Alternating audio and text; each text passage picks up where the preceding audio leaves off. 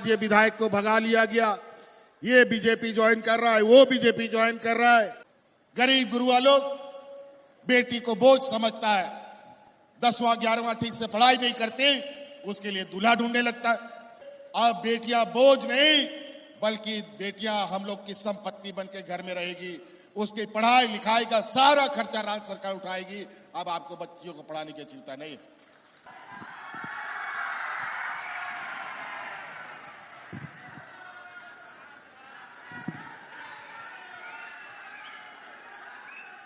थोड़ा समय का अभाव है और आप लोग भी बहुत दूर दराज गांव देहात से आए हैं और हमको मालूम है कि हम लोग का झारखंड प्रदेश नदी पहाड़ और ऊंचा नीचा पठारी प्रदेश है, इसलिए हम आप लोगों का बहुत ज्यादा समय जाया नहीं करते हुए कुछ बातें आप लोग के बीच में रखते हैं। सबसे पहले तो आप लोग इतने लंबे समय से इंतजार कर रहे हैं, इसके लिए आप लोग का धन्यवाद, आभार और आपको जोहार जोहार, धन्यवाद। आज हमारे साथ हमारे मंत्रिमंडल सहयोगी भी है, गठबंधन दल के हमारे नेतागण भी हैं, इनका भी हम हार्दिक अभिनंदन करते हैं और पदाधिकारी पत्रकार मित्र सभी यहां आए, इनका भी हम लोग हार्दिक अभिनंदन करते हैं। साथियों, ये सरकार आपके द्वार का ये चौथा चरण है। सरकार को भी 4 साल पूरे हो गए, तो हर साल के हिसाब से एक एक कार्यक्रम हम लोगों ने सभी जिला, सभी गांव, कस्बे, पंचायतों में इस काम को किया है। और जैसे कि मैं आप सब लोगों को पहले भी बता चुका हूं कि जो ये हमारी सरकार है, ये सरकार रांची हेडक्वार्टर से चलने वाला सरकार नहीं, बल्कि आपके दरवाजे और आपके गांव से चलने वाला ये सरकार है। इसलिए सरकार आपके द्वार का कार्यक्रम हम लोगों ने निरंतर चलाया है और इसीलिए ये कार्यक्रम हमें शुरू करना पड़ा कि आज भी हमारा गांव देहात इतना दुर्गम जगहों पर है, जहां का गरीब गुरुआ लोग ब्लॉक ऑफिस नहीं देखा है, बीडीओ सीओ कौन है उसको भी नहीं जानता है। इसीलिए ब्लॉक ऑफिस, जिला कार्यालय सबको हम लोग आप लोगों का दरवाजे में पहुंचाने का काम किए हैं। आज मुख्यमंत्री मैया सम्मान योजना, बूढ़ा बुजुर्गों को पेंशन देना, हमारी बच्चियों को सावित्रीबाई फुले योजना देना, हमारे नौजवानों को स्वरोजगार से जोड़ना, ये सभी काम अब ब्लॉक कार्यालय में नहीं, बल्कि आपके गांव देहात पंचायतों में, पंडालों में होता है। सड़क हो या ना हो, नदी में पुल हो या ना हो, पदाधिकारी को स्पष्ट निर्देश है कि आपको फलना फलना गांव में जाना है और लोगों का समस्या सुनना है। और इसके लिए चाहे उसको बैलगाड़ी में जाना हो, चाहे वो ट्रैक्टर में जाना हो, चाहे उसको मोटरसाइकिल में जाना हो या साइकिल में जाना हो, उसको जाना तय है। आज हमारे इस कार्यक्रम में विशेष रूप से हम लोगों ने इस राज्य की आधी आबादी जो हम लोगों की है, महिलाओं को लेकर हम लोगों ने कई महत्वपूर्ण निर्णय लिए हैं। आज सरकार महिलाओं को जन्म से लेकर मृत्यु तक कुछ ना कुछ सरकार की तरफ से उनको हम सहायता देने का काम कर रहे हैं। आज इसी के यात्रा में हम लोगों ने मुख्यमंत्री मैया योजना प्रारंभ किया है। लाखों लोग, लाखों महिलाएं, लगभग 50 लाख महिलाओं को इसमें हम लोगों ने जोड़ा है।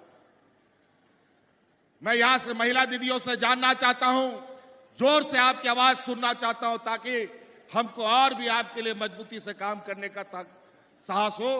मुख्यमंत्री मैया योजना आपको पसंद आया? महिलाएं, आपकी आवाज हम सुनना चाहते हैं।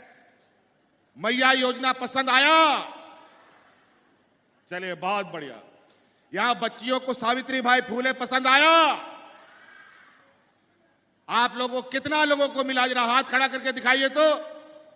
सावित्रीबाई फूले योजना, मैया योजना, किसको किसको मिला? चलो, बहुत बहुत धन्यवाद। और अब तो मैया योजना का दूसरा किस्त भी जा रहा है सबके खाता में। पहला किस्त तो पहुंच चुका, दूसरा किस्त भी पहुंच रहा है। और तो और कुछ हमारी बच्चियां छूट गई थी, महिलाएं समूह में 18 साल की भी बच्चियों को हम लोगों ने इसमें शामिल कर लिया। अभी उनका गणना चालू है, लगभग 2-2.5 लाख और इसमें हमारी बच्चियां इसमें जुड़ेंगी।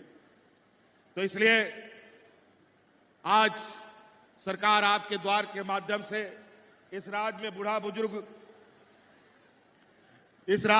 बुजुर्गों को, उनको बुढ़ापे का लाठी हम लोगों ने देने का काम किया।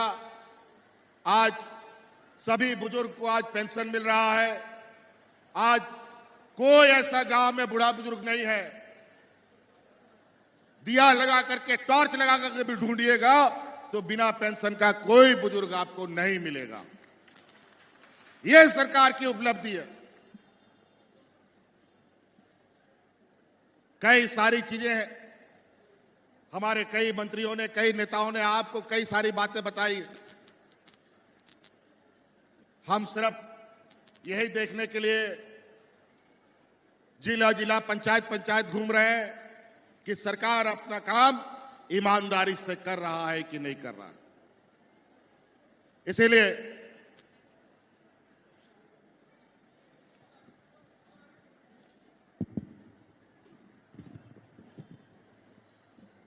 आज हमारे इस देश का सबसे पिछड़ा राज्य, जहां सबसे अधिक मजदूर, किसान, आदिवासी, दलित, पिछड़ा, अल्पसंख्यक लोग बसता है, ये वो राज्य है जहां पर सदियों से इस राज्य को नोचा, खसोटा और शोषण किया गया इस राज्य के ऊपर। और यही वजह है कि ये राज्य, कहने का तो देश में सोने का चिड़िया इसको वो लोग बोलता है, लेकिन आज ये राज्य बूंद बूंद के लिए भी तरसता है। आज इसीलिए हम लोगों ने पहले जो कहा हमने कि हमारी गांव की सरकार है, तो हमारी पहली प्राथमिकता है कि आर्थिक रूप से हमारा गांव मजबूत होगा, और जब गांव मजबूत हो जाएगा तो अपने आप पूरा झारखंड मजबूत हो जाएगा। अभी बहुत जल्दी इस राज्य में चुनाव होने वाला है, 2-4 महीने में। यहां पर व्यापारियों का, पूंजीपतियों का गिद्ध नजर पड़ चुका है। कल परसों से ये लोग पूरा गिद्ध की तरह पूरे राज्य में मंडराएंगे। गांव गांव, पंचायत पंचायत में झारखंड का नहीं, गुजरात का, यूपी का, महाराष्ट्र का, हैदराबाद का, छत्तीसगढ़ का, मध्य प्रदेश का लोग आपको गांव गांव में देखने को मिलेगा। और धन बल के दम पर भीड़ इकट्ठा करके जाति धर्म का सांप्रदायिक जहर आप लोगों के बीच में घोलने का काम करेगा। ध्यान रखिएगा, इन पूंजीपतियों के पास आपके आंसू पोंछने के लिए कुछ भी नहीं है। इस राज्य के गरीब गुरुआ लोगों को, बूढ़े बुजुर्गों को पेंशन देने का इनके पास पैसा नहीं है। किसानों का कर्ज माफ करने का पैसा नहीं है। महिला सशक्तिकरण के लिए उनके पास पैसा नहीं है। हमारे गरीबों को आवास देने के लिए पैसा नहीं है। लेकिन अपने व्यापारी मित्रों को अरबों खरबों रुपया माफ करने का इनके पास अरबों खरबों रुपया पड़ा रहता है। और इनके अरबों व्यापारी मित्र पैसा कौड़ी लेकर के भाग जाता है। अभी लगातार आप सुन रहे होंगे, अभी एक एक नेता, एक एक मंत्री अलग अलग, कोई अगर मध्य प्रदेश से, कोई असम से, कोई छत्तीसगढ़ से मुख्यमंत्री आकर के यहां उलूल जुलूल बक करके जाते हैं, हिंदू मुस्लिम करके जाते हैं, घुसपैठिए करके जाते हैं, बांग्लादेशी घुसपैठिए करके जाते हैं। मैं इनको पूछना चाहता हूं कि अगर आप बांग्लादेशी घुसपैठी करते हो तो अदानी का पावर प्लांट का बिजली किस देश को जाता है, ये बताने का कृपा करो झारखंड प्रदेश के लोगों को।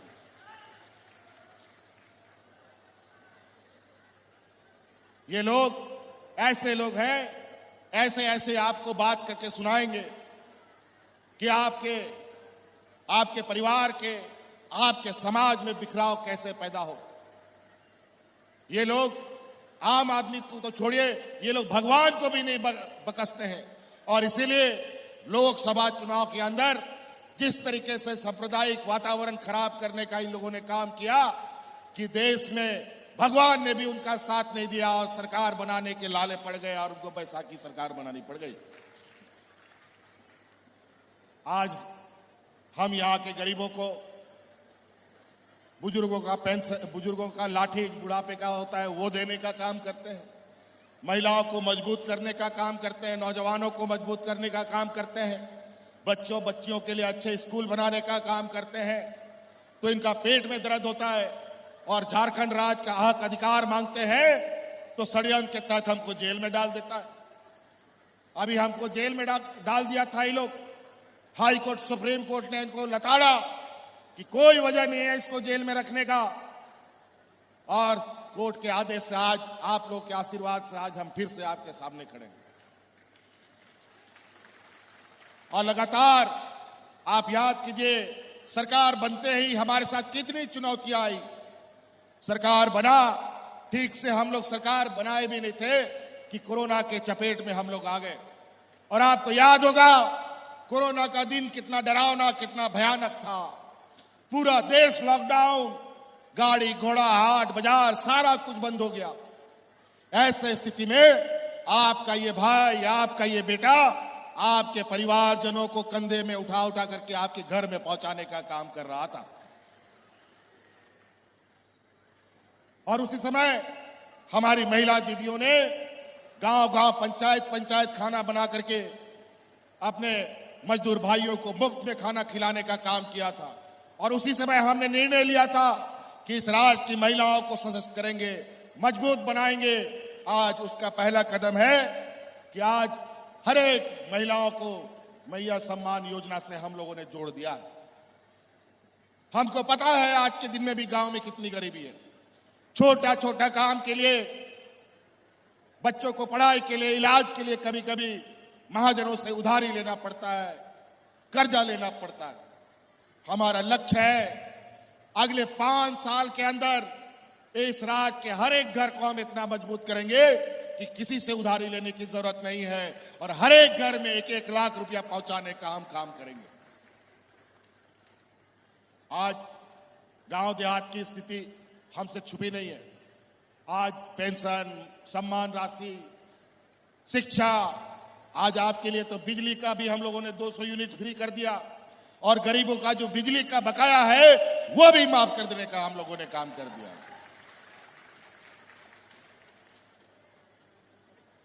और आज हमारे बच्चे जो पढ़ाई करते हैं शहर में आकर के, कई बच्चे सरकारी छात्रावास में रह करके पढ़ाई करते हैं।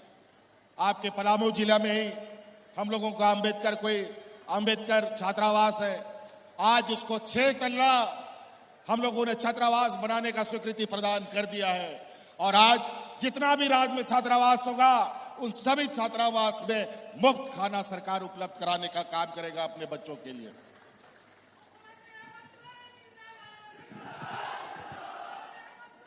आज अभी चुनावी साल भी है। हमको पता चला है कि केंद्र सरकार ने अभी जिसके लिए मांग करते करते, नाक रगड़ते हम लोग थक गए, लेकिन गरीबों का पैसा बकाया नहीं दिया। प्रधानमंत्री आवास का जो पैसा केंद्र सरकार का हिस्सा है वो नहीं मिला। और उसी संकल्प को पूरा करने के लिए हम लोगों ने आबू आवास चलाया, जहां प्रधानमंत्री आवास के माध्यम से 8 लाख गरीबों को हम लोग चिन्हित किया था। आबू आवास के माध्यम से हम लोगों ने 20 लाख गरीबों को आवास देने का हम लोगों ने चिन्हित करना का काम किया है और उसको चलाया। जब हम लोगों ने प्रारंभ कर दिया, लोगों को आवास भी मिलने लगा, तो ये आज केंद्र से जो बकाया राशि है 4 साल के बाद भुगतान कर रहे हैं। कहां से इनको आज गरीब की याद आ गई? 4 साल मांगते मांगते रह गए, क्यों नहीं हमें प्रधानमंत्री आवास का पैसा मिला? जब हम लोगों ने आबू आवास शुरू कर दिया, तब ये अपना पैसा हमें वापस कर रहे हैं। अजीब हालत, जब मर जाए आदमी उसके बाद आप पैसा देके क्या कीजिएगा? ऐसा पैसा का क्या काम जिससे हमारा परिवार छीन ले? आम दिना लोग, जब डबल इंजन की सरकार थी, लोग राशन कार्ड हाथ में लेकर के भाग भाग करके मर गया। लेकिन कोरोना जैसा महामारी आया और हम लोगों ने एक भी मजदूर को भूख से मरने नहीं दिया।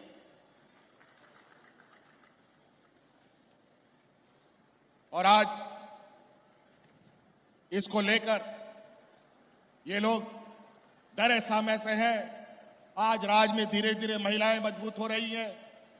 हमारे नौजवान स्वरोजगार की तलाश में इधर उधर भटकने की आवश्यकता नहीं। राज्य के पास आप आकर के अपने रोजगार खोज सकते हैं। पहले सरकार की तरफ से गांव देहात नौजवानों को सिर्फ और सिर्फ ट्रैक्टर मिलता था। आज देखिए, सरकार की तरफ से ट्रैक्टर भी मिलता है, सरकार की तरफ से बोलेरो भी मिलता है, सरकार की तरफ से स्कॉर्पियो भी मिलता है, इनोवा भी मिलता है, बस भी मिलता है और आप अपना स्वरोजगार भी कमा रहे हैं। आजकल आप देखते हैं मौसम कितना खराब रहता है, समय पर बारिश होता है, कभी कम होता है, कभी बहुत हो जाता है, किसान परेशान रहता है। और हम लोगों ने किसानों के लिए भी वैकल्पिक खेती कैसी करे, इसके लिए बिरसा हरित ग्राम योजना लाया, पशुधन योजना लाया, दीदी बगिया योजना लाया, ताकि आप धान गेहूं मड़ुआ के अलावा आप आम का भी खेती कर सकते हैं, आप लीची का भी खेती कर सकते हैं, आप पपीता का भी खेती कर सकते हैं। तरह तरह की खेती बाड़ी का रास्ता हम लोगों ने खोल दिया है। आज के दिन में भी लोग आम खाते हैं, पपीता खाते हैं, लीची खाते हैं, अमरूद खाते हैं और लोग आज मांस मछली भी खाते हैं, दूध भी पीते हैं। लेकिन आज आपको बताएं कि हमारे राज्य में मांस मछली भी दूसरे राज्य से आता है, अंडा भी दूसरे राज्य से आता है, आम लीची अमरूद ये सब भी दूसरा राज्य से आता है।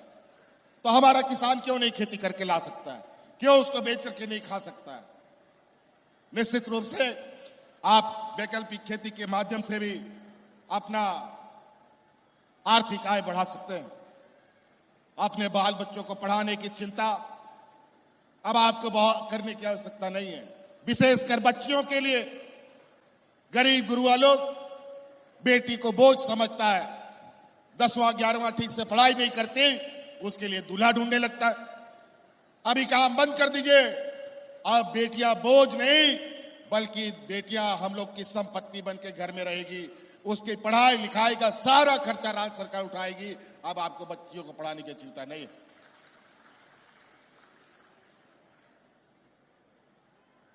इसके लिए भी सरकार गुरुजी क्रेडिट कार्ड लेके आई है। गरीब गुरुआ को तो बैंक कभी कोई पैसा और आर्थिक सहायता करता नहीं है, इसीलिए गुरुजी क्रेडिट कार्ड हम लोग आप लोगों के लिए लाए हैं। आप लोग गुरुजी क्रेडिट कार्ड लीजिए।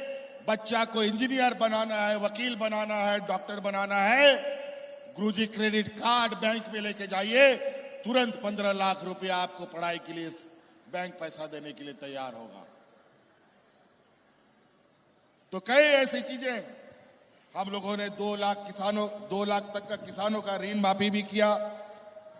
आज बिरसा हरित ग्राम योजना के माध्यम से लगभग 1 करोड़ से अधिक फलदार वृक्ष भी लगाया है। आज अनगिनत नौजवानों को स्वरोजगार के लिए हम लोगों ने आगे बढ़ा दिया है। साथ साथ में हमारे साथ काम करने वाले लोग जो आंगनबाड़ी सेविका होता है, पारा टीचर होते हैं, जल सहिया होती है, स्वास्थ्य सहिया होती है, सबके मानदेय को हम लोगों ने 100-200% बढ़ा दिया। सब नाचते घाते आज सरकार के साथ काम कर रहे हैं, कंधे से कंधे मिला करके ये लोग अपना काम कर रहे हैं। पोषण सखी जो डबल इंजन की सरकार ने पहले बहाल कर दिया और इनको सड़क पर मरने के लिए छोड़ दिया, आज उन सखी मंडलों को भी हम लोगों ने पुनर्बहाल करने का काम किया। पुलिस सहायक पुलिस को भी हम लोगों ने पुनः बहाल करने का काम किया है। ये लोग जरूरत के समय में आपके पास हाथ पसारने आते हैं, लेकिन जब इनका समय पूरा हो जाता है तो दूध से मक्खी कैसे निकाल के फेंक दिया जाता है, वैसे ही गरीब गुरुआ लोगों को निकाल करके ये लोग फेंक देते हैं। इसलिए ध्यान रखिएगा, अभी ये गिद्धों का हुजूम आ रहा है। कोई पलामू में उतरेगा, कोई कोल्हान उतरेगा, कोई संथाल परगना उतरेगा, कोई छोटा नागपुर उतरेगा। ढेर सारा हुजूम, और इतना लोग आएगा कि झारखंड में भी इतना लोग नहीं है, इतना लोग लेके आने वाला है इस चुनाव में। ये लोग एक तरफ पूंजीपतियों की ये जमात, दूसरा तरफ ये गरीब गुरुआ आदिवासी दलित पिछड़ा का ये राज। अब ये लड़ाई अमीर और गरीब के बीच में होना है। ध्यान रखिएगा, पैसे देकर के चुनाव में ये लोग घुसने जा रहे हैं। पैसे से हमारा परिवार तोड़ेगा, पार्टी तोड़ेगा और समाज भी तोड़ने का काम करेगा। इन लोगों से सावधान रहिएगा।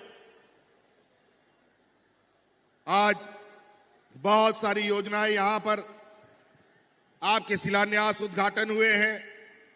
कई सारी परिसंपत्तियां भी यहां वितरण होना है।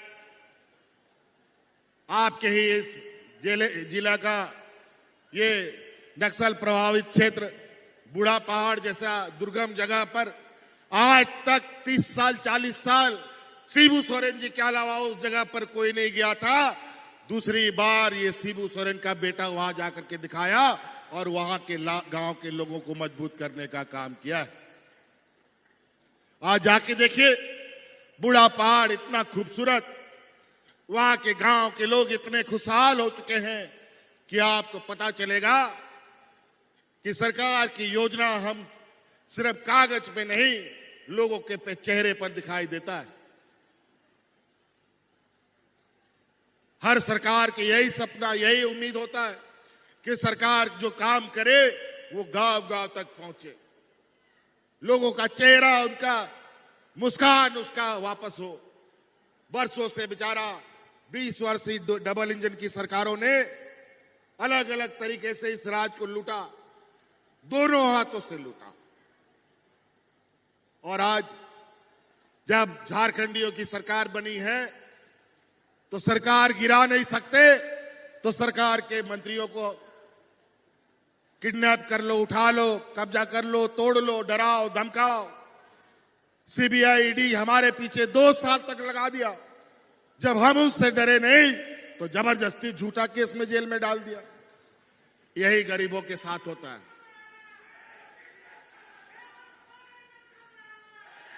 गरीब गुरुआ लोगों के साथ हमेशा ऐसा होता है।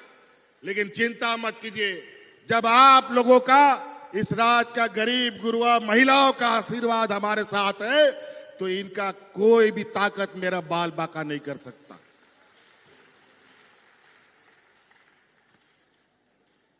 नौकरी को लेकर के ये लोग तरह तरह के आरोप लगाते हैं। इनको पूछिए कि इन लोगों ने 5 साल क्या 19 साल तक क्या क्या इस राज्य में। आज जेपीएससी में नियुक्ति हम लोगों ने किया बिना किसी विवाद के।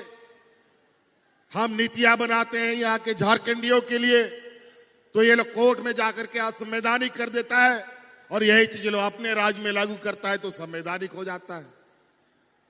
बड़ा विचित्र बात है।